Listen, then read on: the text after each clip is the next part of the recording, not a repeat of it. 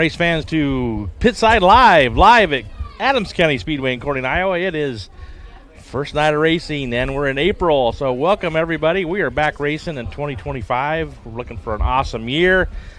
Great time to be back here racing. We've got great weather, so first time we've raced in April in a long time because we schedule them, never get them in because Mother Nature never helps us out. But I tell you what, folks, so good to be back with you here live on Pitside Live on 95.3 FM and also on our YouTube channel. So if you want to come in and look at our lovely faces, you can sure do that too online, watching us on Pitside Live. But here with my son, Evan Baldwin. I'm Cliff Baldwin. Cole will be showing up later. He's still working. We got him out there delivering the mail today. So, Evan, it's good to be back. Yeah, it's very weird racing the first night of the year. It's been, a long time since we've raced. I feel like first night of the year. I can't even remember the last time we actually raced on our first scheduled night. Last year we were we rained out pretty much every night in April, and we didn't get the race till May. So weather's been really, really nice here the last few weeks. Typically this time of year it's hard to get the track solidified to where you want it to be because the colder weather retains the moisture in the racetrack so much, and it takes a while to dry out. And the frustrating part with racing in April is it rains a lot typically. Yep. So we've had really good weather. We've been on the track pretty much every day for the last 3 weeks, sheep's footing, box blading, grading. We started watering around Wednesday, which is typically a normal time we usually start watering, and it looks pretty good. We had practice last night, and our track was really, really good for this time of year. Just like I said before, this time of year is typically pretty similar to what we race in October and September, where when the colder weather comes out, the moisture stays in the racetrack and it's a little bit more tacky and not as that normal dry slick that we see in the summertime. So it makes it a little bit more difficult to maintain the track for this time of year. But last night, Logan was really happy with how it was, and the drivers were happy with how it was. It was smooth. It definitely had some grip, but it was smooth, and that's really all they ask for is smooth, and especially with the speeds that we're going at here down here, we want a smooth racetrack as much as possible. So go back to what you said. Kicking off the season, talked to Billy Rock last night. Happened to see him. It was good to see him back around, and we were talking about April races, and we were talking about him and Bob come up with the Crack a Cold one. I don't know how many years ago, but this is the first time we've gotten it off on Crack a Cold one night on opening night. So I mean, when it was scheduled, because it's been postponed for I don't know how many years. We keep having the Crack a Cold one. So Dahl Distributing, Budweiser, Busch Light, the preferred beverage of Adams County Speedway. We can't say that enough, but Budweiser and Busch Light, of course. Busch Latte is everyone's preferred beer, but it's the preferred beer of Adams County Speedway, so we want to keep saying that all year. Thank them very much for being a big sponsor of us here at Adams County Speedway and tonight's race of the Crack a Cold one. So looking forward to it. We have added purse to all the classes tonight. I know we're going to have some additional cars tonight. Got some guys coming in from other areas. I think, kind of making a tour through here to go up to probably Stewart tomorrow. So did we ever go get the corn chair or no? No, we didn't. So doggone it, I forgot all about it. So that's all right. We got the corn hat, so we'll be good. So nobody reminded me. No. The second annual Corns Royal is tonight, race fans. So maybe you can still go get it. Just grab somebody's truck. Yeah, I can call Skip. Right, we need to go get it. So, yeah. So just like my father said, we're going to have some different names down here tonight. My fiance Haley does a pretty good job of communicating with drivers and trying to get drivers down here, different drivers from the area. I know we got some guys from Kansas here tonight. It's kind of a weekend swing for them. Marshalltown last night, here tonight, and Stewart races tomorrow night. So first night of points racing is tonight as well. So throughout the show, we're going to be talking about some different things that we did during the off-season, some improvements we did to the facility, some changes that we did throughout the off-season with rules and new race cars that are going to be joining us here at the Speedway throughout the season. Tonight will just be a normal night, though, normal 5 classes. First night of points racing, and it'll be our normal format for lineups and things like that. Obviously, nobody will have a 3-week point average, so first night is crucial for these weekly drivers to get good point average and get their year started off on a good basis. So I know we're going to have quite a few guys racing for points this year, points championships. We've got several drivers who have switched classes over the off season. We got guys. I know of a few hobby stock guys that have moved up to a stock car. We have some new faces in the sport mod division. Got some new compact drivers down here as well. It seems like we have several new compact drivers every year. So going to be some new faces, new names, and it's always good to see those people that don't normally race with us on a weekly basis too. Some of the bigger names coming down here to race with us as well to see how they can do here. I know of a couple that are already in the pits that have never been here before. They're from Kansas. They're kind of a bigger name in the IMC modified world, so if you are wanting to watch people like that and watch people that don't normally come here, you might want to get down here and watch the races, race fans, because unfortunately we are not on TV tonight. That was the plan, but some things just didn't work out, so hopefully next week we'll do that. And Cole's coming in here to my left, so Cole works a government job now, but doesn't work government hours, it seems like. Yeah, oh, man, I just got back from Bedford, so went home, had to take a quick shower, but we are here, and I am pumped up. So yeah, I'm ready to see some race cars. Well, practice last night was really good. We had more cars than I thought we would here at practice. Typically, we usually only have around 30, 40 cars for practice, and I think we had close to 50 tonight or last night. So at 50. Yeah, it was pretty good to see some different guys down there, and some of our weekly guys look really, really good. And then it's good to have some of those people that are racing for the first time. I know we have a couple 14-year-olds racing in sport mods, and it's good for them to have some seat time. The Crown Vics that were here last night got some seat time as well. That was kind of good for them just to see what it's like, and it sounded like it was good too, because at the end of the night we only had one running. Yeah, by the end of the night. The other three were all broke. So the other awesome thing was we got to see a Hall of Famer show up in his late model, and he was back in black. Paul Glendenny was here, and he's been red and white his whole life. Didn't end the night good, though. No, unfortunately, I didn't maybe get to that. But he shows up in the black and white car, looked really sweet, but it's celebrating his 40th year racing, so that is awesome. You know, he's a ACS Hall of Famer, and unfortunately, he said he had the dyno time and 10 laps is what he got out of the motor. So yeah, that was it. That's real mint. Yeah. Honestly, trouble for a lot of the non-weekly cars. We even had a Zach Schaefer's mini mod here, and I think he made it a lap and a half. Yeah. And yeah. Did he end up blowing it up? No, I think he said it was. I thought it was his oil filter, I thought, or something. Well, like yeah. Oh, he did hear a pop, so. Yeah, luckily the way it sounded, it wasn't the motor, but man, that thing. That might have been the loudest car here. Yes, it was. I mean, it sounded like an F1 car coming down the front straightaway. It was He crazy. was moving, too. Yeah. Oh, he didn't even let off. he needed a 1,000cc well, motor. he hit the chip. He didn't even let off in the corner. Oh, no. For those of you watching on YouTube, I'm kind of messing with volumes a little bit here, so bear with us. But like I said, appreciate you guys watching on YouTube.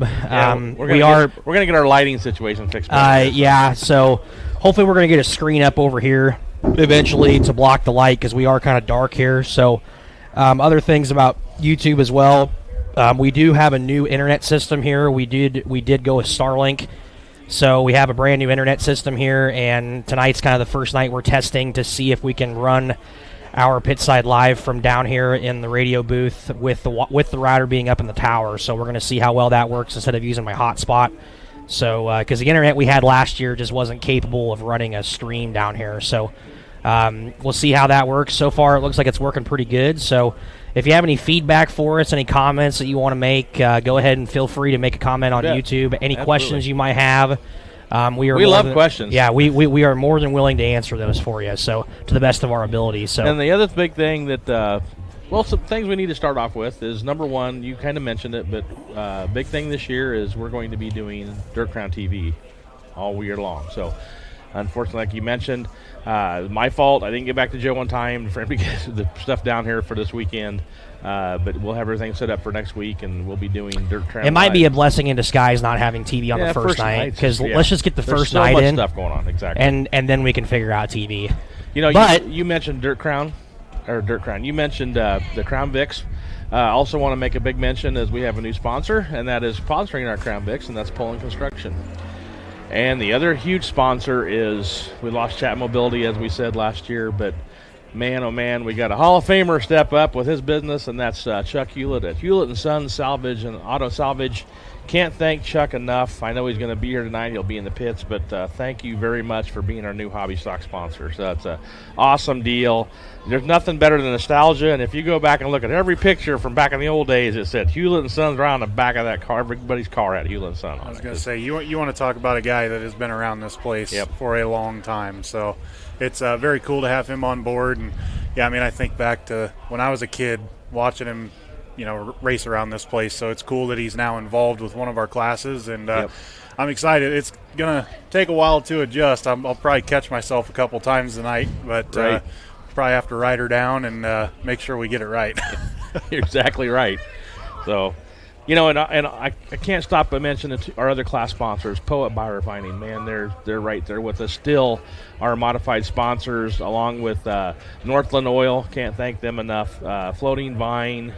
And no, I'm losing RJ Plumbing and Heating right here in Corning too. Super awesome sponsor. They stepped up the last couple of years too, and they're staying with us here at RJ Plumbing and Heating right here. Anytime you need something local done with plumbing and heating, HVAC, they are the people to see right here, and they'll serve the Southwest Iowa area. While we're talking about sponsors from the KCSI side of things, I'll go ahead and announce our sponsors this year for Pitside Live. They're going to be with us all year long. Big thanks to all these guys. You'll hear them on the radio and on the podcast during our commercial breaks. But Subway in Red Oak, Shenandoah, Glenwood, and Clarinda. Go ahead and stop on into any one of those 4 locations to get yourself a sandwich.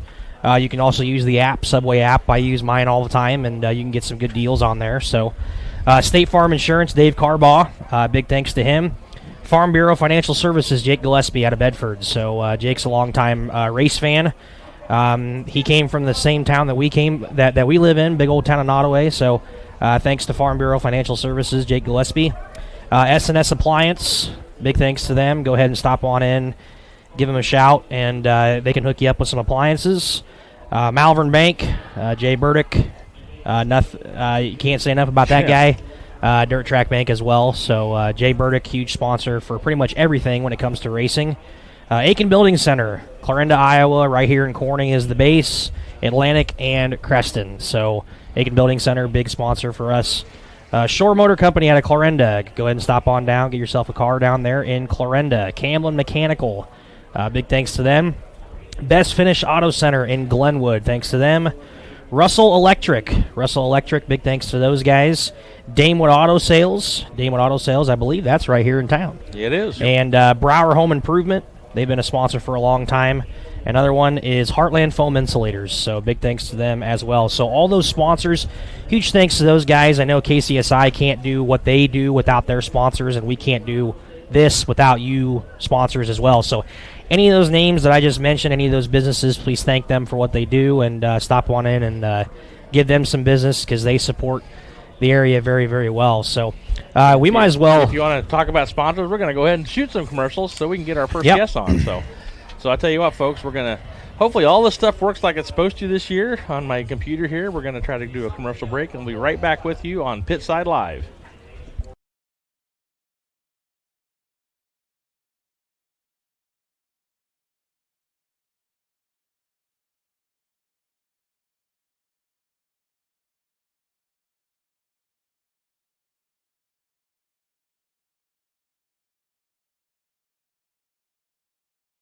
App on your smartphone. Order up to 6 subs, salads, or pizza. Ready in 15 minutes once order is submitted. Also add chips, cookies, and drinks easily. And Subway's back to normal hours, Monday through Friday, 7 a.m. to 11 p.m., Saturday, 8 a.m. to 11 p.m., and Sunday, 9 a.m. to 10 p.m. Order online at Subway in Red Oak, Clarinda, Shenandoah.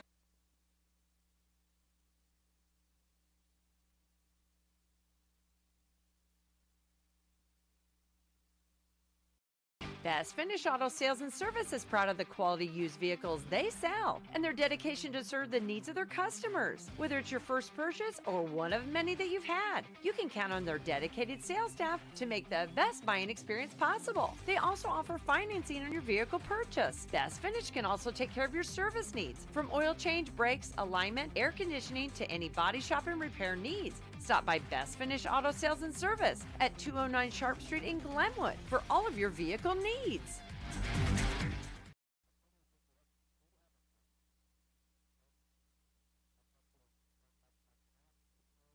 If we could harness the power of the sun by using the earth to transform the way we use energy. Water furnace geothermal systems are simply the most efficient way to keep your family comfortable. Winter or summer, day or night, rain or shine, without burning fossil fuels. Giving you the freedom to focus on life. Call Camlin Mechanical or visit camlinmechanical.com for your water furnace needs today.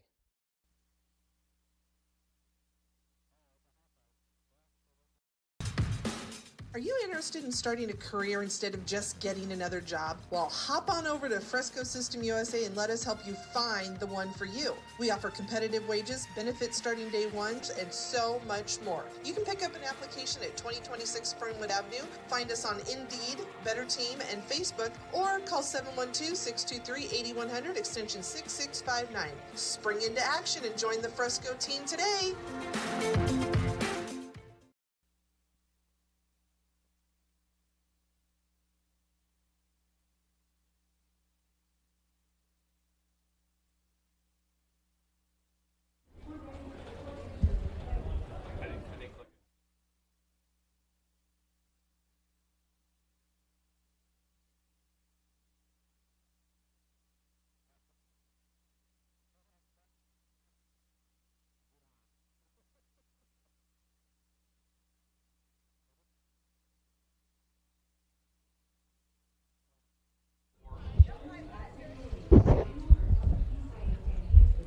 Welcome back, race fans, to Pitside Live here at Adams County Speedway in Corning, Iowa, after our first commercial break here. Big thanks to all those sponsors again.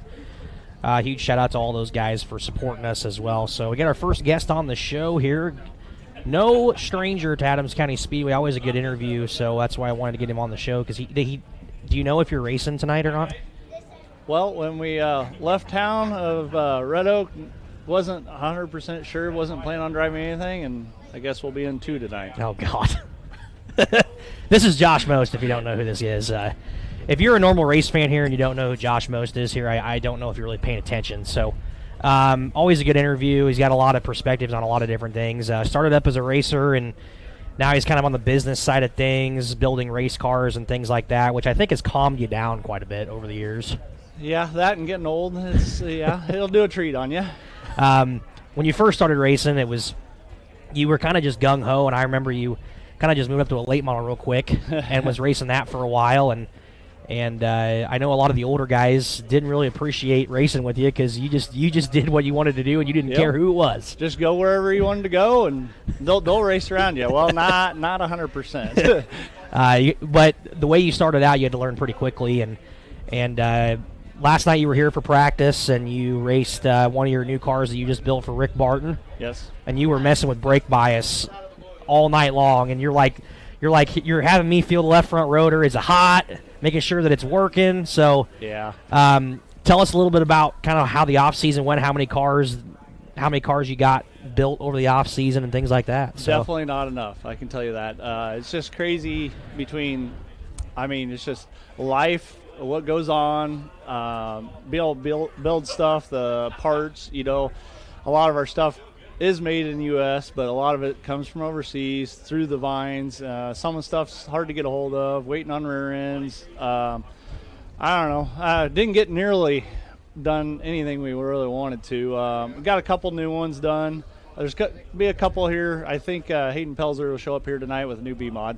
So we got 2 guys. Rick, obviously had some good heat races before. Last night I had a lot of compliments that he looked really good. Yeah, he did. Last night. So look forward. I thought so.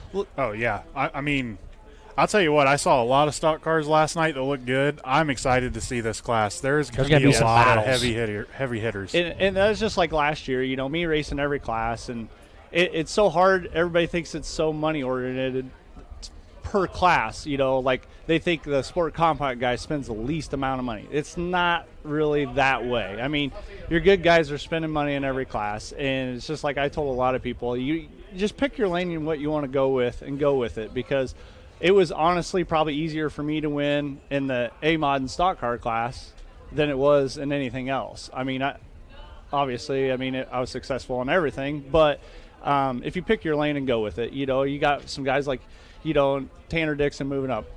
He will be great in that class. I look forward to, you know, shortly. And honestly, one of the first nights might be the shining night because there's no pressure. You're here first night. You're trying to just keep it together, keep it under control. Last night, my uncle, the same thing. I went through that car, set it up. It's like, all right, we're going to make this thing go, and we're going to see if it's what you're doing or the car. You've had enough seat time. Now it's time to get things rolling right. And first time on the racetrack was great. The more laps we turned, started trying too hard, and then that's what happened. So, you know, I'm sure there's other people that moved up classes or even gotten new cars, you know, even like Rick Barton. I mean, he adapted real quick, but you're cautious. So some of their best nights might be right away, you know. I mean, you look tonight, Tanner might set the world on fire in the stock car class and impress a lot of people. Hopefully he does. I mean, we need more people to move up in that class. Everybody thinks I'm negative on people, you know, moving up and I'm Mr. Bad Guy, you know, but no, I mean, we need more guys to move up in them classes, the A-Mod class. I mean, you just need to commit and do it. I mean, I think you could talk to anybody. I mean, I think Jeff Wiggins would give pointers. I mean, Clint Garside, you know, that wrenches on that stuff. I mean, anybody down here would probably help somebody move up. I mean, whether if it's help in technology or just support, however it is. I mean, we just need more people to move up and change this thing up a little bit and make it exciting for everybody. Yep, that's right. And I mean, like you said, you know, talking about help and things like that. Tanner's my neighbor and one of my good friends, and he took his car over to Chubb's and over to his shop, and he set it up for him and went through it and made sure everything was good. It's like everybody's willing to help out where you need, and exactly. And like you said, we've been talking about it for years. It's like I feel like we're getting into a situation in racing where, yeah, it's expensive, but at the same time, everybody's in fear of moving up because they're in fear that it's going to be a huge jump in expenses. I'm like, yeah, it might be a jump, but if you have the right sponsors and you have the right support in place, it's not going to be as big of a jump as you think. Yes, exactly. And I know a lot of people that were good friends for years and, you know, got out. They're like, oh, it's just too expensive. And then they go try this camping thing or boating thing. And there's boring. Like, yeah, it's like you can't go boating when it's 30 degrees out either. So it's a wash, you know. And what adrenaline are you going to get from camping? I don't know. It doesn't work for me. I'll just say that. It just doesn't work for me either. Sorry. So, I mean, but there are some people that are that way, and that's fine. And you know, get a speedboat. That might give you some adrenaline. Yeah. Until you wreck it, and then I'm going to hit a rock. I'm going to be that guy. Hit a rock, and then just be like, well, there went about 50 grand, and yep, should have stuck with racing. You know, so. But I know the biggest jump that everybody talks about is tires.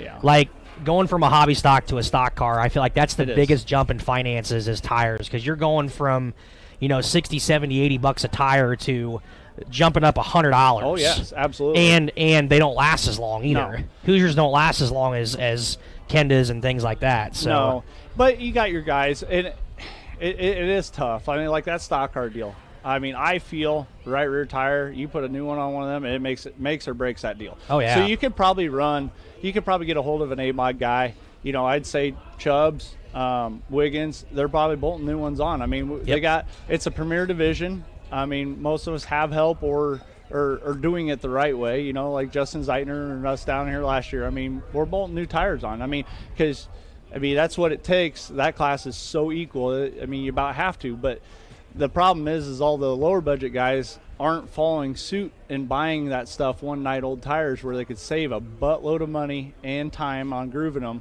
and they're trying to do the new tire thing, but just like that, and they might not have the help of knowing, you know, how much work you do to that. I'm sure Hunter's the same way. He probably bolts new right rear on all the time, right? Yeah, probably depends on how it looks after the heat, but But he's getting up to where he's getting up into that realm too, where it's like, you know, he's getting good enough where I got to have the best of the best in order to compete. Well, yeah, it's that way. You know, 20 years ago down here, you know, the A-Mod class, you'd be lucky to see a guy. They might throw one right rear tire on a week or every 2 weeks. And now, you just watch the sidewalls when they roll out.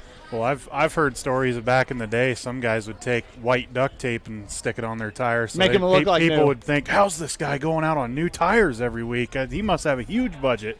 All these guys were going out there on used tires. Cars drive different now too, Oh, and the way these modifieds and late models are set up now, they're so hard on that right rear now. See, back in the day, modifieds were just set flat to the ground, and it was more just it was a lot of rear steer, and it was the typical kind of leaf spring type cars and point and shoot kind of racing. And now the technology, I've always said, racers are at the mercy of their own issue. It's like they push the issue so much with technology, it's harder on equipment, and then it makes it more expensive for you.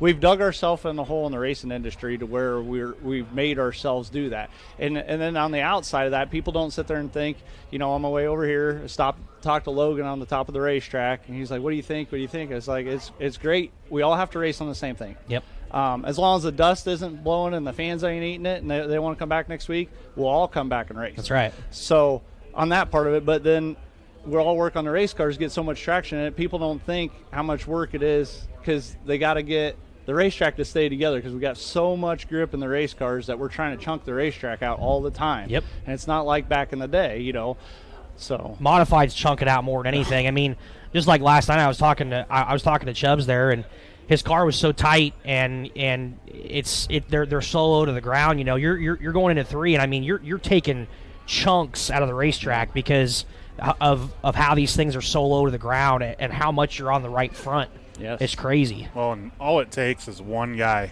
to dig in, and then it's just gonna and then you have deeper a hole and deeper the rest Chain of the reaction. night. So it's exactly. And most of your good guys, like especially AMOD class, if there's a faster groove, you're going to see 5 guys run that same line, no matter if it's chunking or not. If it's faster, there's going to be 5 guys that do it. So and Logan's always stressed out during the beginning part of the season because your first few weeks set up your whole year for how your racetrack's going to be.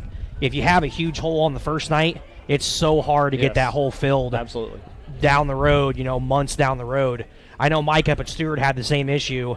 He had that big hole going into 1, and it took him almost a whole year to get that thing fixed. And the same thing here, and it's even more dangerous here because of the speeds that we're racing at.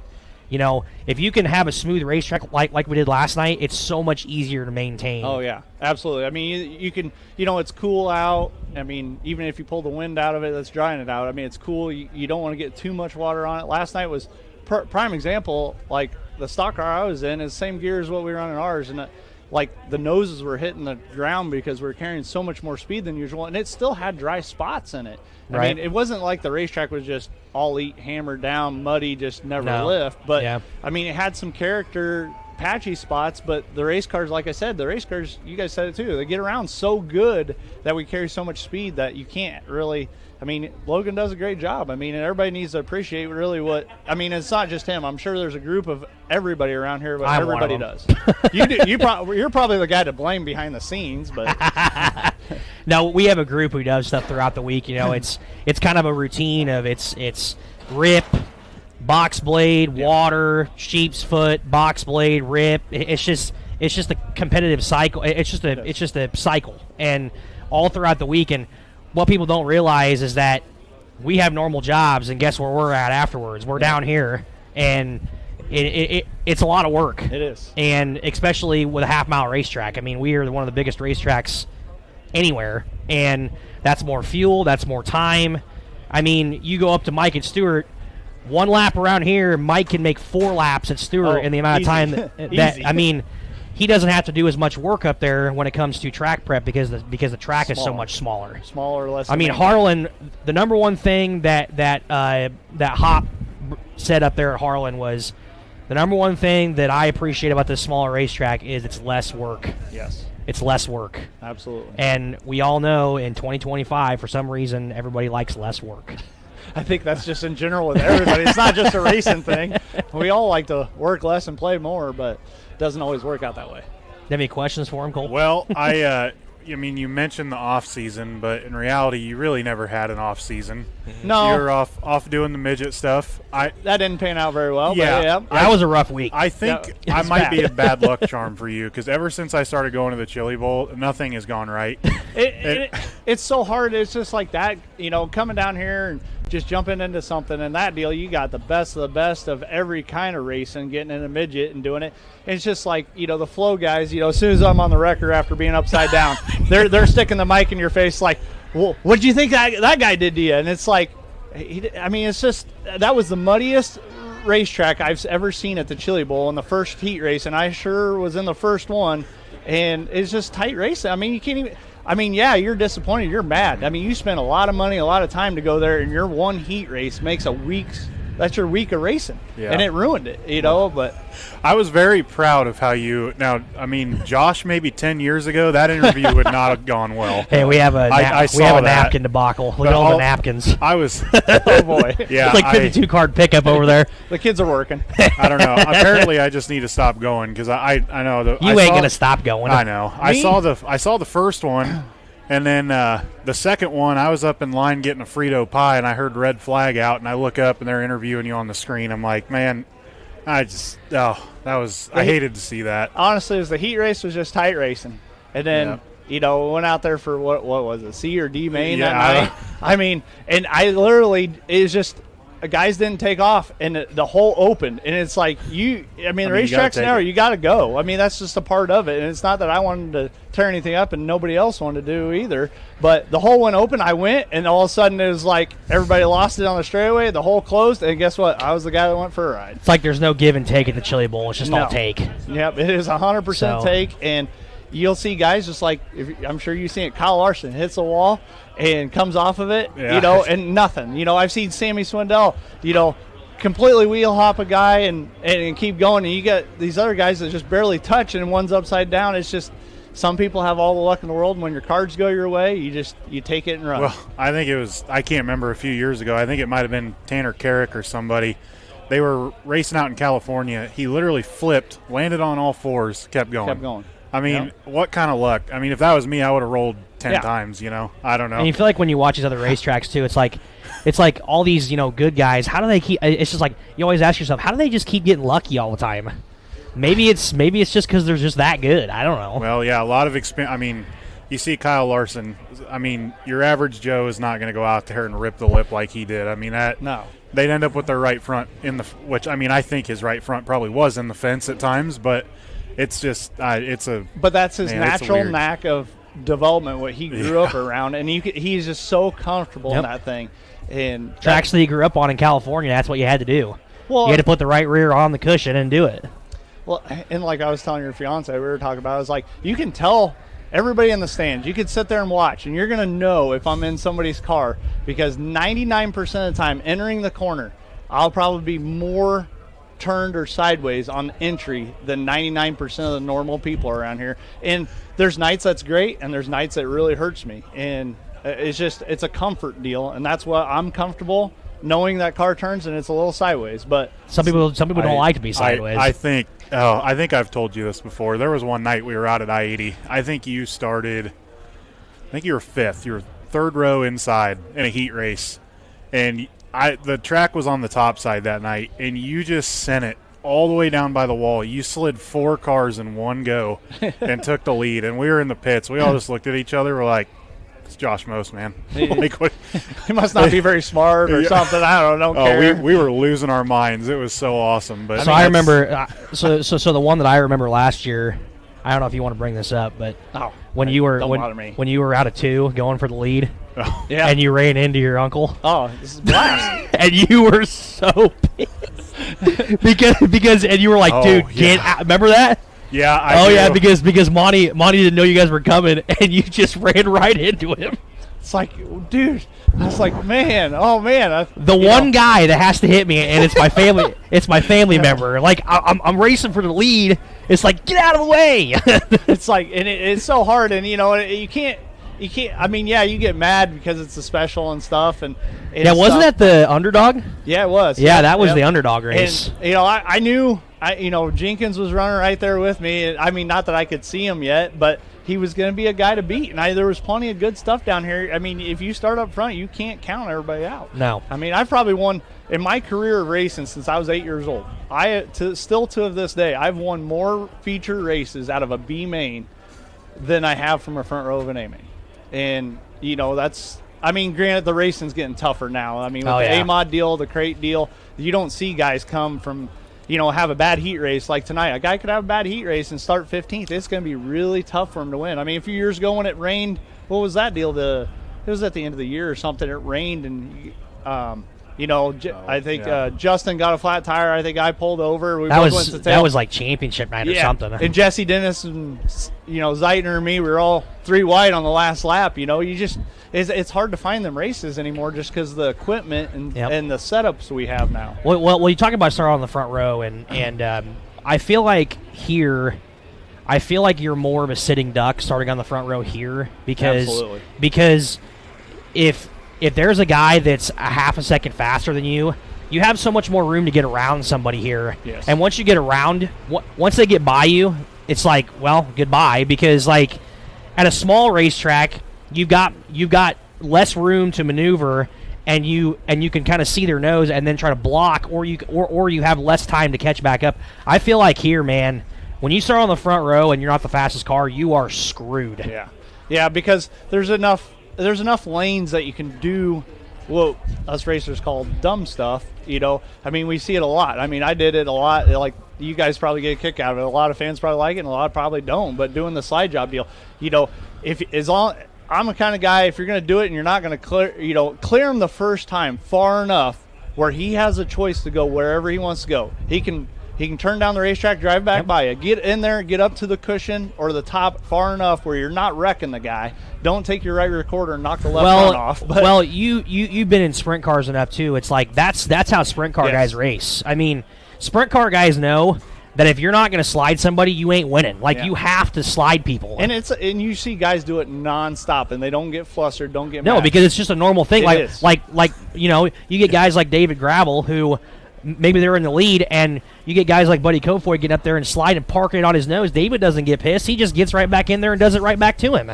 It's like it's normal. Honestly, in the open wheel deal, if you got a guy that races side by side with you, you're like more mad at him. You're like, what? Just either go if you're faster. Like, go so just slide me or something. We can figure it out. I want to know where I'm screwing up to be faster. I mean, and that's how that mentality of the open wheel racing is. And like down here, it's changing. There's more people down here. Justin's the same way. With the late model and the modified. Your other guys. I think you're probably your A-Mod guys. Most respect guys is probably Chubbs and Wiggins. They will race each other side by side for 5 laps, and that I don't think they care if they run side by side or if they slide each other. I mean, they're comfortable. The fans like the sliders, man. Oh yeah, I mean, I do. It's all great until the driver screws up doing it, and it's well, I can tell you, everybody's yelling at you. I can tell you right now the way these cars drive, man, and I've been a late model guy my whole life, and just in these last few years, man, I have kind of switched to being a hardcore sprint car fan because sprint car racing right now is in a good state right now. It's intense. So you'd be a good one to ask. My opinion has been of that I think sprint cars, the technology is just kind of capped out. Like, everybody's got what they need. Late models are kind of, guys are playing with the skew of the bodies. There's, they're building these high downforce. Yeah. So I didn't know if maybe that you had that same thought. Maybe everybody's caught up. If you went and looked at a sprint car from, let's say, 10, 15 years ago, and you go look at a brand new one, only thing that's going to be different on probably 99% of them, don't matter the brand, is maybe going to be where the front shock mounts are, just on drop on how much they want the front end to move before it tries to pull the tires if it they got that much traction. You look at a modified or a late model, and we're still in that transition of changing everything. I mean, like that, Bryce Allen's car and that A-Mod we had down here last year, that was completely different. The front end was different, the center part of the car was a little bit different, and the rear was completely different. And the funny part is the rear part of it was from our technology from 2010. It's fitting the same jig from 2010, but it's just a circle of life where, it's a combination of getting things to work together correctly, and that car has been really outstanding. But obviously, it costs a lot of money to build new stuff, and it's hard. Me being a racer, I want to see people race for continued years. It does me no good to sell 10 race cars down here in 1 year and sell 10 cars. It's like, okay, well, now I can afford to race because I made some money this winter because I had 10 of them to build at one racetrack. Well, pretty soon, you guys, they outdid themselves on their budget, and then they want to get out. So well, I just got to thinking there as you're talking about that, and back in the day, mid 2000s was the peak of racing, and I feel like back then everything wasn't complicated. Nobody overcomplicated anything. Even the touring series late model guys, they didn't overcomplicate anything. I feel like now everything is just so complicated when it comes to setups and air, and I feel like that's one of the biggest reasons why late model racing now isn't as big as it used to be, because it's getting way, way too technical. If you went and talked to probably 90% of the people down here, they talk to you about, we scale our cars. That's how we do it. I mean, all the cars we build, and it's like you guys were here last night, that stock car right out of the box, pretty good. I mean, I ain't saying it's the best thing out there, and it's not the worst, but it's pretty good right out of the box. And no different than modified last year. Like, them two cars have never been on scales. Like, I don't even, as a business owner, I don't even own a set of scales anymore. Like, we build a load stick. Chad Weers builds one. We did one a little bit different. It works a little bit different. We run it differently than they do. We sell them to a few people. It's super easy, and I mean, it's technical but you have to know. There's a mathematical equation to run it the way we do on the travel and stuff and the load we run, and it's all. Like, before, we all just put in whatever spring everybody wanted to run. Well, now it's all about what load you put in that spring, on how much the spring can hack versus the tire pressure of how much the tire can hold the car. It's like taking a freaking college math class. I mean, it's getting it's no offense, but it's getting ridiculous. I mean, and I feel like that's why sprint car racing is so good, because it's not overcomplicated. It's the same thing. It's the same thing as what it was 20 years ago. So, a prime example, I went to a mini sprint right after I went to go-karts. I had a mini sprint for a short period of time, and we bought a Sawyer car. And we bought it, we blocked it. I mean, basically, you put blocks underneath the rear end, the front axle, you set your, screw it down to 3 inches on the rear, 2.5 from the front, and you set it down on the ground and you go race it. You screw your weight jack up till they touch the blocks and you go. So we went racing that way, and then the guy that built the car, Scott Sawyer out of Oklahoma, he's like, you need to scale this thing. I'm like, okay. So he comes over and scales it. We're down there basically at the shootout where the Chili Bowl is, and I am telling you, it was the hardest thing to drive I've ever drove in my life until I got in that compact. Like, I come back in, I told my dad, I was like, no, like, we're going back to doing what we're doing. I could not keep it straight. And granted, there's some people that make it work, but that sprint car deal, the consistency of the old school stuff is just it's insane. I mean, they've basically capped out. I know it's not a sprint car, but I mean, you look at Corey Day. I mean, he's out there winning crown jewel races in a car and engine that's older than him. Yeah. I'm like, what other classes is that happening? You can't do that. I mean, Crown Vic class, we might see that now. Well, yeah. I mean, other than that class, I mean. Oh wait, never mind. You can't race that, can you? What? The Crown Vic. I was going to ask when he can't. Yeah, he can't race. No, thank God. Yeah, no. He said he's not going to try either. I'm out. If it don't have at least a 6-to-1 steering gearbox or a rack and pinion, I think I'm out anymore. I mean, it was great. I mean, the whole You'll family, still race a hobby stock. It's fun. Well, we're in the process. We were supposed to have one of them done, and this life with it. You build a hobby stock? We're going to have one. Oh, okay. Well, I'm trying to talk him into a stock car deal. I'm like, let's just make this thing a stock car. Toll? No. I'd love to see Toll in a stock car. Well, I feel like he'd be really good in a stock car. He would. Honestly, he is a heck of a hobby stock. He's one of the best hobby stock drivers ever here. Well, the only thing we butt heads on is just old school versus new school. Oh, yeah. And he wants all the traction in the world. I'm surprised he got a crate. And I'm surprised he got a crate motor, because I know he was always like, crate motor. Oh, yeah. And he is 100% where his comfort zone is pointing it straight and traction. And, I got in them cars, and I did my thing to it, and set it up my way, and it's just different. Like, I'm sure it drove different when he got it. I was like, you need to just go out there and trust it. But it doesn't. Like, if you go 3/4 way through the corner and get in the slick and you just stand on the gas, it doesn't have traction. I mean, that car I had, I will tell everybody, it doesn't have traction. Now, watch it on the racetrack. Everybody's like, it's got all the traction. It's got mile per hour. No. Like, it has momentum, speed is all. So for those of you that don't know what we're talking about, the main difference between a stock car and a hobby stock is quick steer and tires. Yeah. Hobby stocks have zero traction ever. It doesn't matter what racetrack you go to. It could be the muddiest mess, and you're still not going to have traction. Yeah. And then you're over here trying to crank the wheel as hard as you can. It's just 40 times one way, 40 times back the other. You lost control of where's center? I don't even know, and you just keep turning it. I mean, I'll admit, I give the guys a lot of credit in that class. I mean, it's impressive. It is. They think I just jumped down and it was easy, and it's like it was. I stressed out more in that class than anything because there's a lot of respectable people, and I mean, it's a rear-wheel drive. There's car. a lot of good hobby stock drivers down here, and there is, and it was hard for me because I'm not used to turning the wheel that much, so it was hard. And the compact thing, it was just a disaster, honestly. I mean. Yeah, I got it done, but it was honestly a disaster because everything you do, I understand it's a good class, but I would say, honestly, my honest opinion is that's the worst class for somebody to start out in because they drive so much different. Like, I got in there into the corner, and I was like, I'm going to blow this thing in there, and it's like natural reaction. You just touch the brake to whoa it up, and it'll squat down and turn. And any other class you drive, that's what they'll do. You touch that brake in that thing, and it just shot up the racetrack 2 car limits and smoked a guy. And I'm like, my bad. I don't even know what to do to make it right with you. It's like this. I did not expect that. Like, I don't know. I can't even explain myself. I mean, so yes, you're giving good perspective. I shouldn't be out here is basically what that told me. So when we got the win in that, after Toll and all you guys pushed me to do in this deal and the crowd, it's great to see everybody. I was probably an outsider guy here for a long time, and to me it means a lot. I think there's more people that come up and talk to me. Good run, just talk.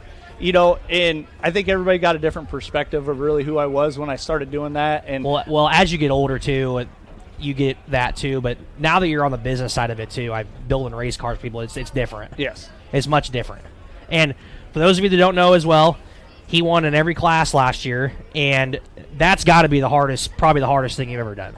Oh, for sure. Like, I am not a points racer. I won a track championship in a late model once, and then I went and raced Deary Brothers races, and I told myself, it's so hard not to come here and race for points. Like, it's so hard. There's money on the line for that A-Mod deal, and winning as many races is what NASCAR pays really well for our premier class. It does. I think it's nuts that we don't.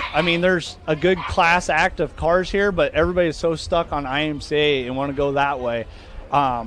It's so hard. Like, we have such a good A-Mod. I ain't saying that it would outrun these guys down here. I was happy to see Jeff get one last year. Yep. And Jesse, I'd be happy to see him win more.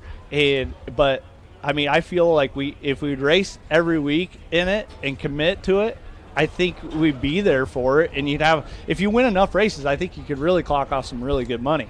But it's a big commitment, and I don't think I'm the right guy to really commit to doing something every week, just like on the way here, didn't know I was really going to do anything, and now I don't know. I might be fired. I guess. I don't know. They got a couple cars down there. They told me I was going to drive them. I signed in, so I guess we'll see what happens. If they're there, when heat race time rolls around, I'll jump in it, I guess. You're like the local version of when Brian Clausen was chasing 200. You're just waiting to see what he was going to hop into. You're like, I don't know. He might be here tonight. He might not. Yeah.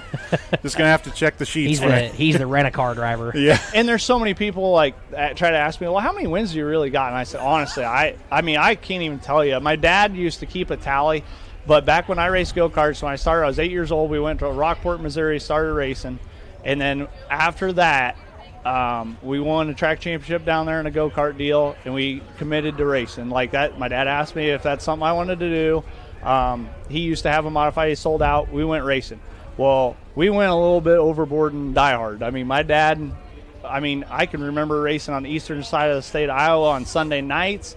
Driving home, he'd be in his truck at 5 in the morning, and we wouldn't get home till 3 or 4 in the morning. And I used to race. So there was one year we used to race Battle at the Barn. It was on dirt in the horse arena at the state fairgrounds. And that year we added up, we raced 50 out of 52 weeks of the year, and I raced usually 3 nights a week, and I raced 2 to 3 classes per night.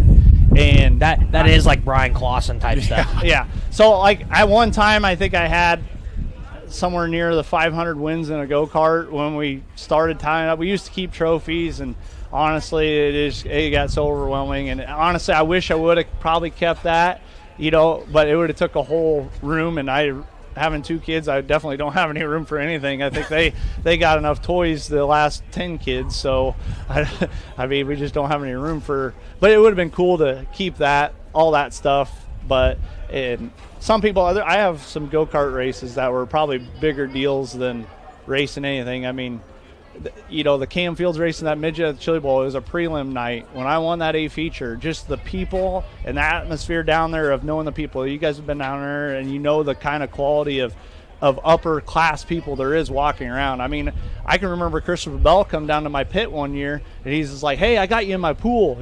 Hopefully you feel good in this thing." I'm like, what are you talking about? He's like, "Oh, it's just something we do at Keith Kuhn's trailer. Anybody that doesn't really race these things, we all just like have a pool to see who wins." And he's like, "I got you, so I'm rooting for you." And it's like, no pressure. That's a lost cause. And Christopher Bell's got money. Yeah, no pressure. Yeah. So, I mean, just like Kyle Larson, I remember him and his dad came down there one year in I kid you not, in a U-Haul trailer, probably the smallest U-Haul you could fit a midget in. Came there, a couple tires and wheels came there. Practice, back then it was like on Monday, and then we started racing on Tuesday. Kyle barrel rolled this thing on top of the wall down the front stretch, put a dent in the frame. His dad's like, "Now you can sit here all week and watch." Made him sit out that year, that summer. I mean, granted, he's a heck of a race car driver, and he had the right connections. He got in with Keith that summer. Well, in my opinion, he's the best ever, but that's just me. Yeah, and I mean, he came back with Keith's stuff and won the thing. I mean, you go from junking it in practice like you're an idiot, but he's not an idiot. I mean, he's just a guy. I mean, he was young. He still is young, I mean, I'm 40 years old. Most people don't think I'm really that old. So that's why I'm starting to slow down. Speaking of win tallies, I was watching Motown last night. Don't quote me on this, but I'm pretty sure Kelly just picked up his 581st.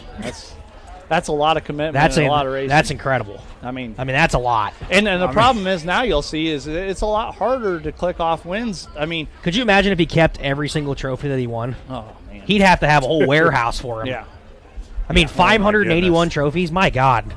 Yeah, that's crazy. And the big thing about his deal is most of his are bigger races. Exactly. I mean, not weekly. We're talking about a guy that doesn't weekly show race very often. I mean, he does more now than he ever did. But you're talking all he did was USMTS stuff, money races, special events. I mean, probably back in the day, if it didn't pay $500 to $1,000, he wasn't going to show up. Yeah. Well, and it's crazy to think though is like a lot of these weekly races that he is racing probably has about the same talent pool that he was racing back then too. Like it's just insane what some of these local shows have. I mean, a local weekly show race down here is like racing for $10,000. I mean, it is nuts. I mean, there's no slouch of a weekly show. 5 guys just drink a beer and throw an old car together no more in any class. I mean, that's just the racing we've all developed it into. Well, we've gone through a bunch of different stuff in a short amount of time here. We could talk all day. I know, right? We need to go to another commercial break, but Josh, it's always good to have you on the show. And whatever you're racing tonight, we'll find out. And good luck tonight. And thanks for supporting us and keep building race cars. And hopefully we can just keep this thing going. So we're going to take another quick commercial break here, if it'll work. And we're going to come back right here on Pitside Live.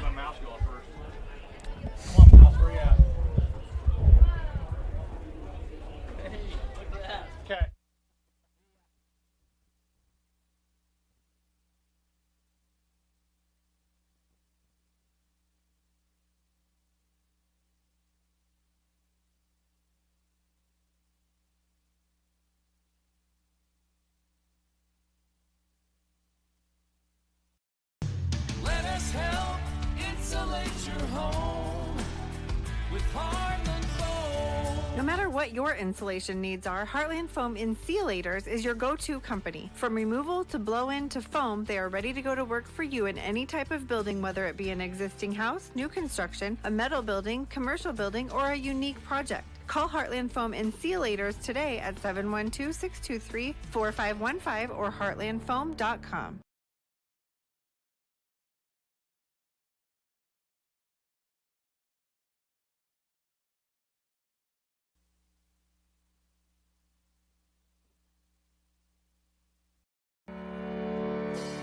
Since 1892, Malvern Bank has been building community from 404 Main Street in Malvern, Iowa. For generations, Malvern Bank has been serving local businesses, families, and farms to help them achieve their goals in every step of their lives. From saving for college to planning for retirement and everything in between, Malvern Bank is your full-service community bank, here to help as you plan for the next chapter of your life.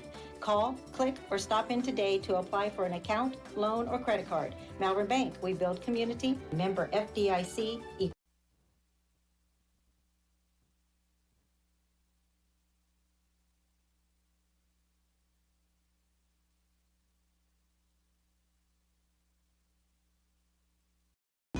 Furniture, appliances, mattress sets, lift chairs, bedding, recliners, and more. S&S Appliance, your hometown furniture store in Clarinda, just received a large shipment of appliances. They have a huge selection of stoves, refrigerators, chest freezers, and microwaves. And if you need a mattress set, they have them. Plus bamboo sheet sets. They offer full service from start to finish with competitive price guarantee. S&S Appliance also offers delivery and installation. Stop by S&S Appliance on the square in downtown Clarinda.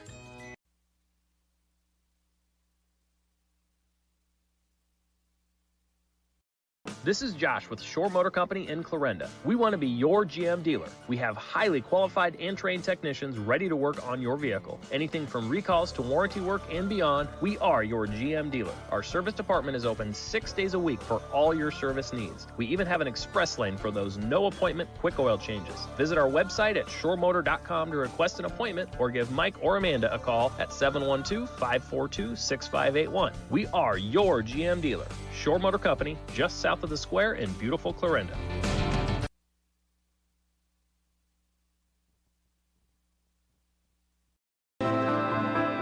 Just as your local State Farm agent teams combine good neighbor service with surprisingly great rates, you can combine your home and auto. And guess what you get? That's right, good neighbor service with surprisingly great rates. This is your local State Farm agent, Dave Carball, and we promise to deliver the service you deserve at the price you want. My State Farm team will help you mix and match things perfectly.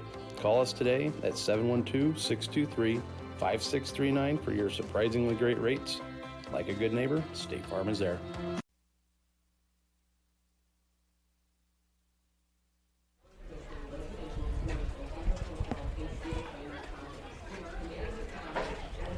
Welcome back, race fans, to Pitside live here down County Speedway. Yes, we are racing. It is second week of April, and we're racing, and it's good to be back here. We got a great interview with Josh Most just a minute ago, and back here on the air. And yeah, we don't have any drivers tonight because first night I typically don't like to ask drivers to come up here because they need to.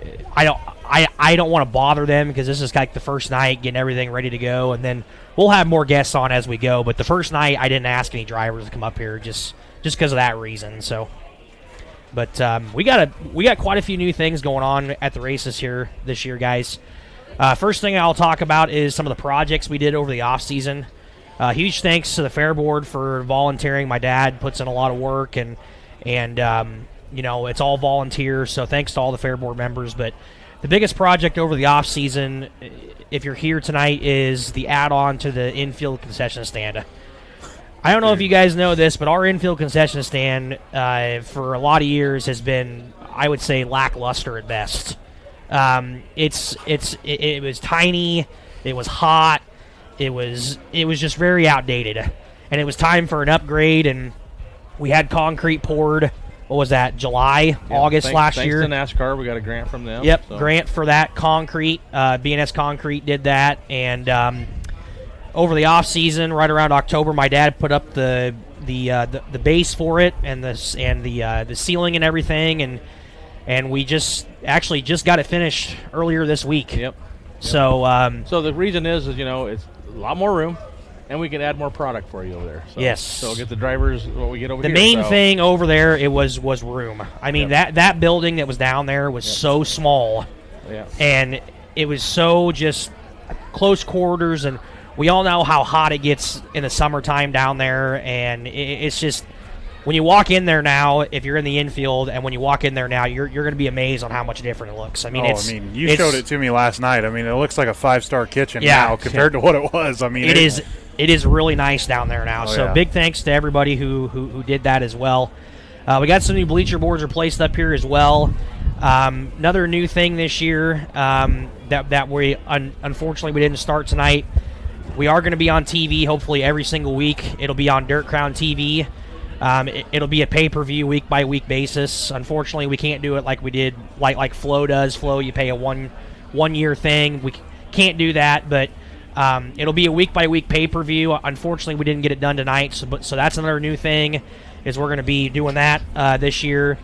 And then we also just did some simple upgrades throughout the facility, typical stuff, and had to fix the water tower and everything like that, but no new equipment that I can think of, but we got some new equipment throughout the season last year, and one of the big upgrades I think that helps out track prep a lot is that ripper that we got. That thing is super nice. Yep. So, but like I said, changes could come throughout the future. You never know what's going to happen, but we just hope to keep getting support down here as much as we can. Race fans, you are the number one reason why these gates stay open.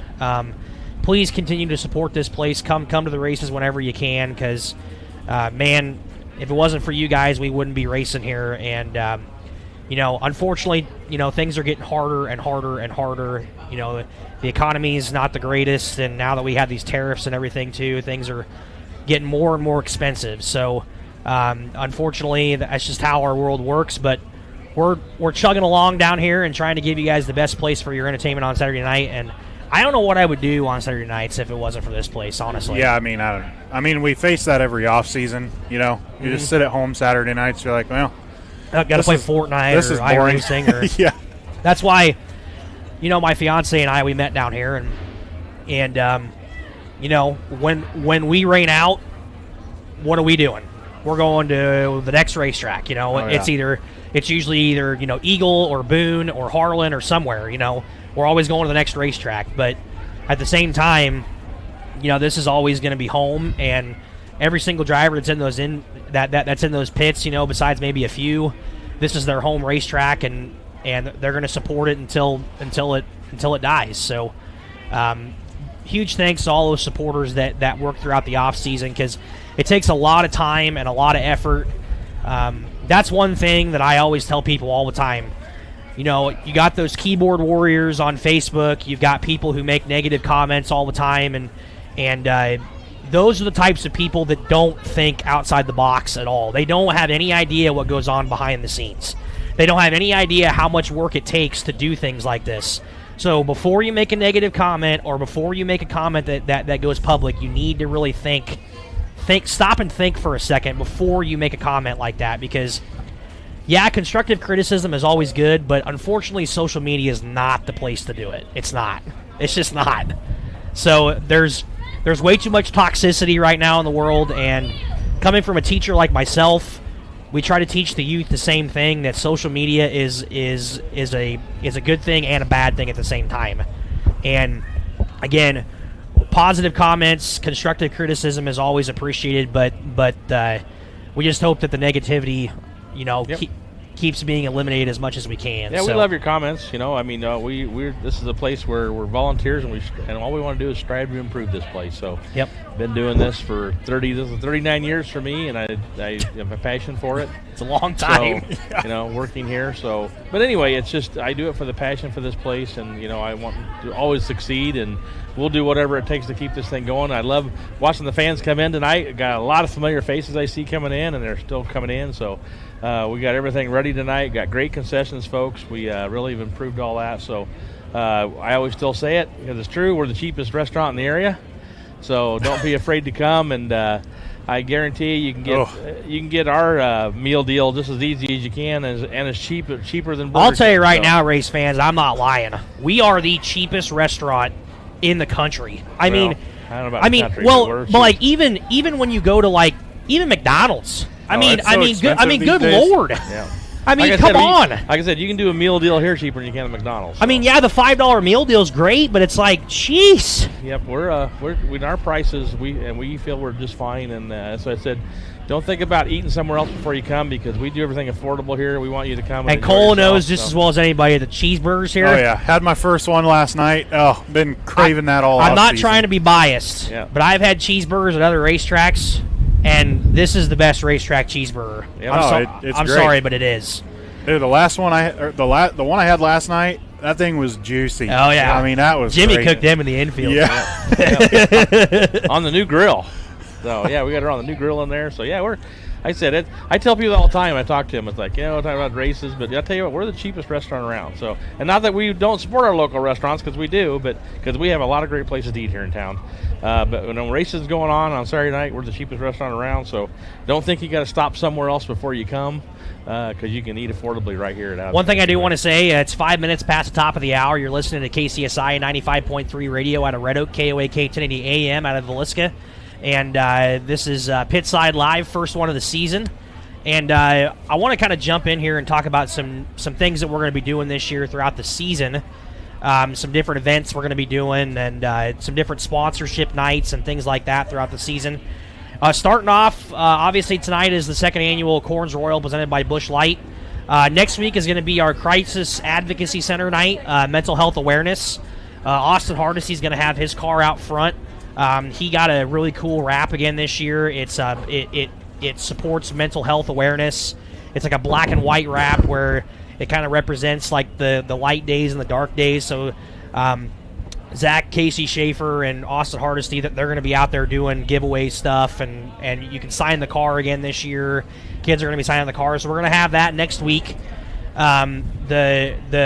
The Crisis Advocacy Center is also going to be here as well. Correct. She's going to be on the radio show talking about some stuff, and we know how important mental health is right now. It's at the forefront. It's been like that, unfortunately, for the last 10, 15 years, and there's always support out there whenever you need it. So we wanted to make a night totally dedicated to that. So we have some bigger money races throughout the season. We decided to have a 300 to win compact night. That's going to be in 2 weeks. And then we have some 1,000 to win shows throughout the year. The Hobby Stock race, our 1,000 to win show, I can't remember the exact date, but on that night, you can look at it on our website, on our Facebook page, and on our website, the schedule.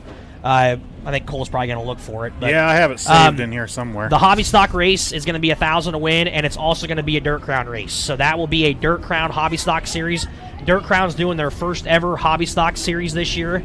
It's going to be a traveling points series. The Hobby Stocks will be July 19th. That'll be our 1,000 to win Hobby Stock Dirt Crown show.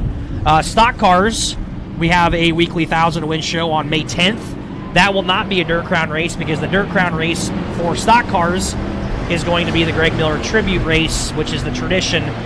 Saturday night only will be the Dirt Crown race.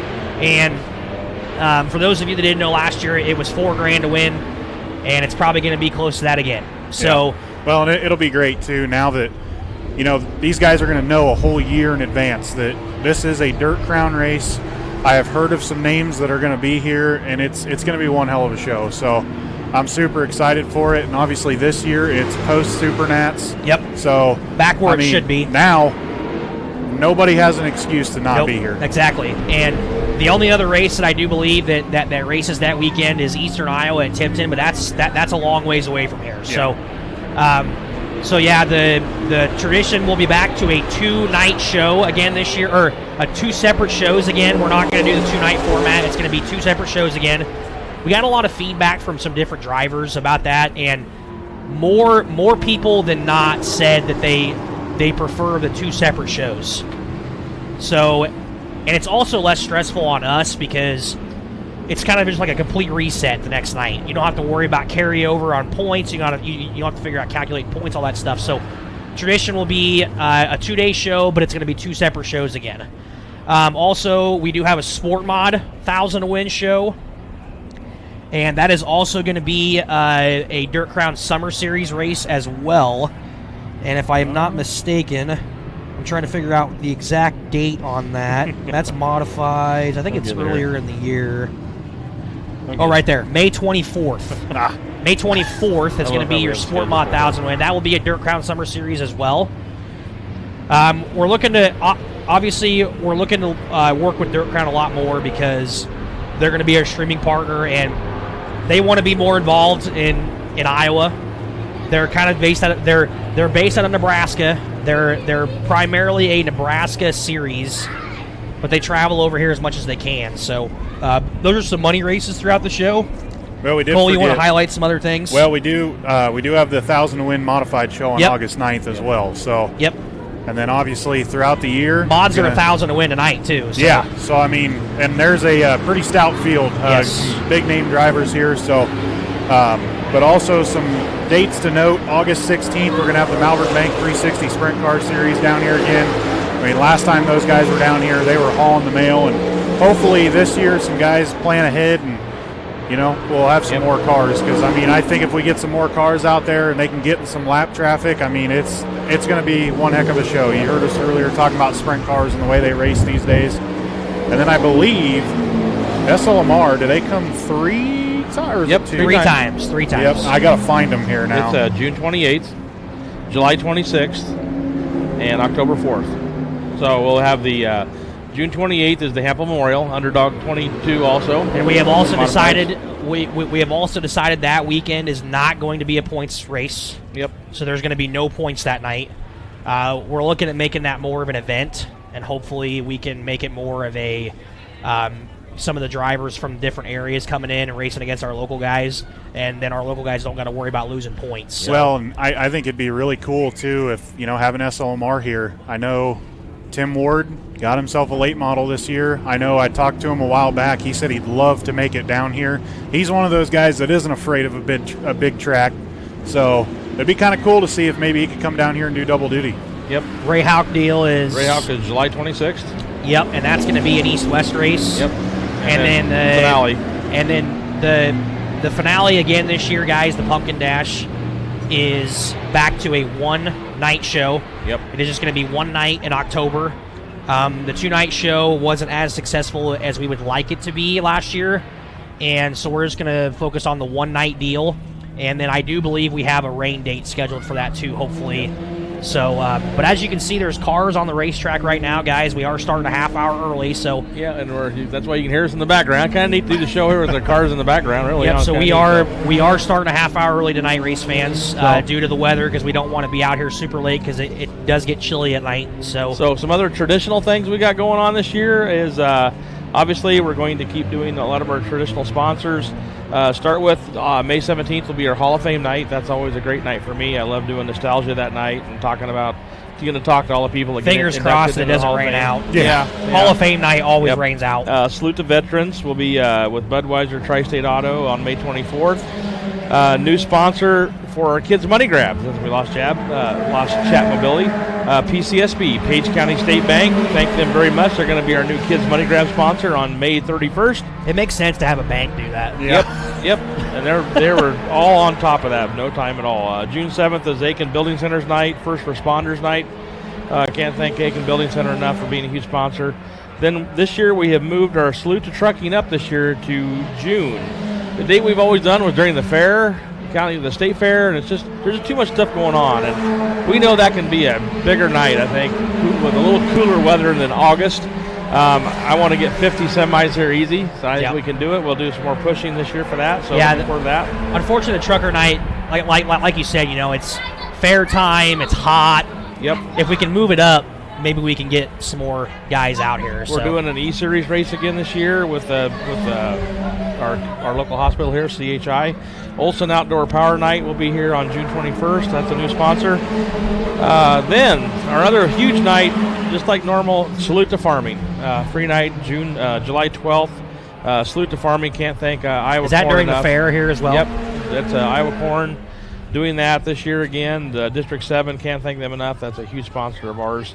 Other nights, real quick, as you've already mentioned, well, Poet will be here as a big sponsor. We have also a new sponsor at Houghton State Bank. Can't thank them enough on September 6th. Another thing, I'm going to get on the schedule here. I'm leaning towards August. I'm not sure. But it's something I've seen at some other venues, indoor things, but I want to try it here, and it's called a toddler race. So I'm going to try to get that set up. Yep. So to get the word out right now, if you got a kid out there like 1 to 2 years old that's just learning how to walk or not getting better at walking, and we're going to have a toddler race where we get the parents or whatever you want to do. You let them loose, and they got to go find their parent. And you have them, maybe 50 feet down, and they got to run to the other parent or spouse or whatever you want to run to, but babysit or anything. But we're going to try to do a toddler race. Where I've seen it done, it's a blast. So you put a big sticker number on the kid, and so we know the names. But it's just a blast. It's a neat thing, and CHI was all over it too, trying to do that. So we're going to try to do a toddler race this year. I think that'd be kind of fun. The other big one that you missed is the bike races are coming back this year. Rolling Hog Barbecue. Yeah. Rolling Hog Barbecue here in town is sponsoring that. So we're bringing the bicycle races back. So, yep. So we're not doing box cars anymore. We think that's run its course. So we're going to go back to some bike races. So. Can we do an adult class, a full lap? Oh, God. Man. Yeah, we could do that. I'd pull a hammy. Or something. So we could do that. I'm pull a quad. No. Well, do we want to take one more commercial break? Yeah, we better come back? get one more. I want to get all our sponsors shot in here. You bet. I'm going to run to the booth, so and then we'll finish things off for you, and we'll be back here at Pitside Live. If I get my darn mouse found again here, I don't know why I keep having such a hard time with it. Anyway, we're going to take this break. We'll come back for the finish. For some reason, my mouse is wanting to escape me. I found it, and we'll be right back with you. No, we won't. Timing out. That went. It took. Never mind. It went. Okay.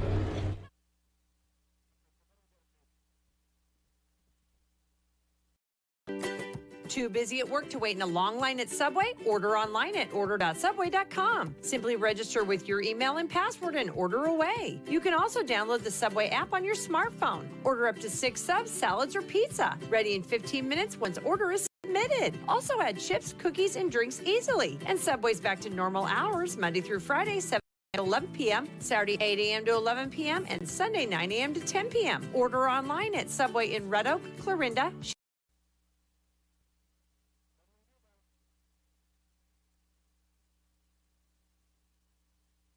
Best Finish Auto Sales and Service is proud of the quality used vehicles they sell and their dedication to serve the needs of their customers. Whether it's your first purchase or one of many that you've had, you can count on their dedicated sales staff to make the best buying experience possible. They also offer financing on your vehicle purchase. Best Finish can also take care of your service needs, from oil change, brakes, alignment, air conditioning, to any body shop and repair needs. Stop by Best Finish Auto Sales and Service at 209 Sharp Street in Glenwood for all of your vehicle needs.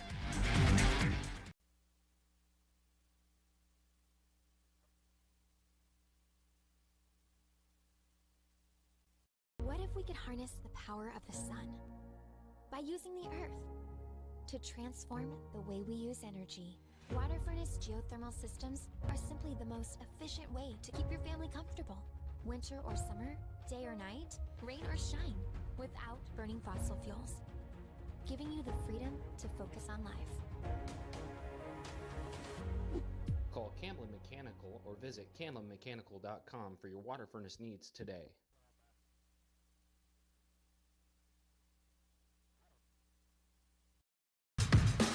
Are you interested in starting a career instead of just getting another job? Well, hop on over to Fresco System USA and let us help you find the one for you. We offer competitive wages, benefits starting day one, and so much more. You can pick up an application at 2026 Fernwood Avenue, find us on Indeed, Better Team, and Facebook, or call 712-623-8100, extension 6659. Spring into action and join the Fresco team today.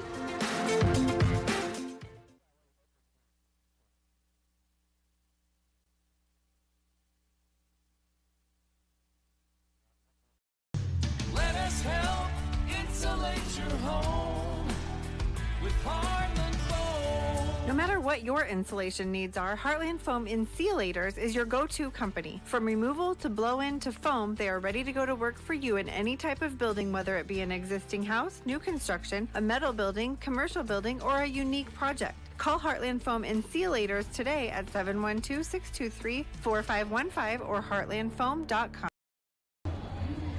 Welcome back, race fans, to Pitside Live. We're coming down to the checkered flag here for our first night of racing here on Pitside Live.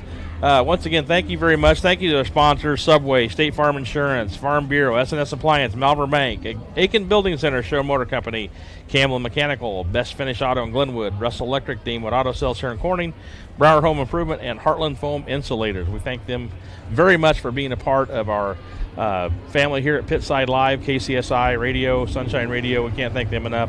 Also love to thank everybody back at the studio. Can't thank them enough for helping us out. Aaron, Melanie, Lori, everybody that helps us out with this. It's a fun to be able to do this, and they're great people to work for, and it's so appreciative to be able to do this and do the YouTube channel. I know it's not appreciative that we have to see us on there, Cole, but no, that's the thing about it. But it's just great to have them on board, being able to do this every year. It's a great to be able to get our track out there. Still have a lot of fans coming in, so. Still got a little wind. I'm sure it'll die down for the night's over, but just Hopefully. make sure you bring a jacket. Yeah, bring a jacket. We're ready. I mean, this is racing. People go to football games in the Sub-Zero, yeah. so this is the time of year we're used to cold weather, so it's not that big a deal. So absolutely, get your butts here, get in the stands. We got a lot of racing coming up at you, as you can hear. We're starting half hour early, so the hot laps are going on right now. As soon as we sign off, that should be first checkered flag, hopefully. So we're going to be. I know it never works that quick, but the first night. But we're going to be pretty darn close to starting at 6:30 tonight. So if you're not doing so, you need to get here early because we're starting early. So looking forward to that. Well, I figured while we have our last 10 minutes here, we could go over, through the off season. A lot of times you have drivers changing classes, new drivers coming in. Eventually, the first night that we have the Crown Vics, we'll introduce everybody to them. But in the hobby stocks, not much has changed, but we do have a new driver full-time. You saw him run a few races last year. Tucker Teeple got himself a car. It's beautiful, too, if you haven't seen it yet. So he will be down here full-time in the hobby stocks this year. And in the stock cars, I believe that's where we're going to see the most changes as far as drivers going to a different class. We talked about it earlier. Tanner Dixon, he's moving up from the hobby stocks to the stock cars, as well as Derek Myers. And I tell you what, last night, Derek Myers looked sporty. Yep. He looked very, very good in that car. Yep. And I believe that is it for the stock cars. I guess one thing to note, Marvin Hendrickson, he got a new car for this year. I told you it was going to happen. Who's he? Went and got himself a metric car, so looking to be a little more competitive. The Sport Modifieds, it looks like. One more thing about your dad is that the number's the same on both sides of the car this year. Yeah, it is. So that's nice. I can't believe we talked him into getting a wrap. If anybody knows him, he is as simple as they come, and I cannot believe that he wrapped his car. But thankfully he did. Looks good. So in the B mod or Sport Mods, we do have a lot of new drivers, and I tell you what, there is a Hardesty clan this year. I believe the first one is Jesse Hardesty. And these are the kids of Darren Hardesty. So you're going to have a whole family out there racing together. I'm trying to find – well, they should be next to each other. We have Where is it? I didn't look it up myself. Maybe they aren't both racing tonight? Yeah, I don't know. Well, there were two of them here last night practicing. So well, that's what I thought. I don't know. So maybe they're not here yet. So I do. We got Austin, Darren, Jesse. Yeah, not sure yet. So anyway, that's what we have. Cale Clark's a new driver this year. Okay, yeah. That's a new driver in the B mods. So yeah, he's that would be nephew of Craig's, I do believe. Okay, I think it is. Very Craig cool. Clark, former racer here. So he's racing. I believe he was at the practice last night. Yep. So getting some laps in. Got a lot of laps in. So yeah, so that's one for sure that I know of. Alan Worth's back with us. He's been off a little bit, but yeah, he's back here racing. So that's the one I can think of. And as far as I suppose in the modifieds, not any new drivers in the class per se, but we do have some drivers here that maybe you've never seen before. We have Kelsey Black and Tanner Black here from Otis. I think that's Otis, Kansas. Yep, so pretty prominent in the IMCA world. So very cool to have them down here. I think I followed them into town because their hauler is beautiful. I mean, it looks brand new, and if it serves me correct, I think they actually renovated that themselves. So it looks very good, but very excited to see them down here. But obviously your regulars are down here. We got Austin Paul, Jeff James, Jesse Dennis, Justin Zeitner's in the 62Z tonight.